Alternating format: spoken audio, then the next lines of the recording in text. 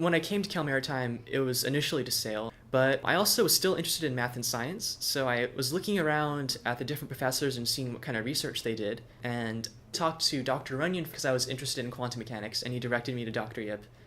I know that undergraduate research is kind of the key for success in STEM. It's by far one of the most lucrative things to keeping people not only engaged in STEM, but like on a trajectory that carries them as far as they can go.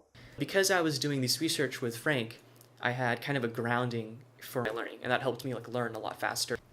Before, at least in high school, it's kind of like, oh, I'll just memorize these formulas and apply them to these equations, but in college it becomes less about memorization and more about why do you use these mathematical formulas, what do they get you, how do they relate to each other. Since I had Alex in my linear algebra class, as he was starting this project, suddenly you could see things start connecting where he's hearing words like eigenvalues and eigenvectors and trying to make the connections between those and eigenfunctions, which is really advanced math. And once he started making those connections, it was really exciting because he started coming up to me and saying, oh, now I understand what it is that I'm doing with Dr. Yip.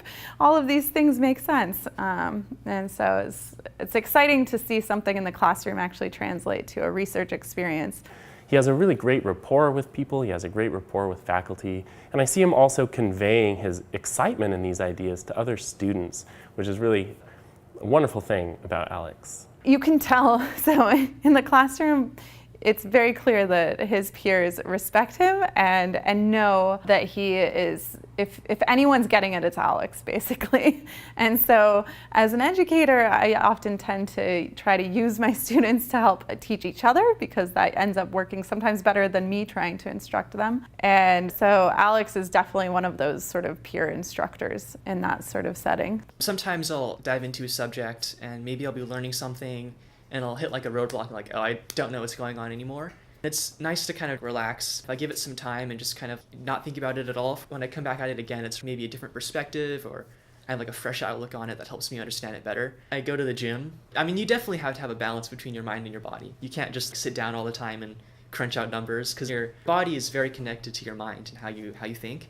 So it's nice to go out there and work out, get those endorphins flowing.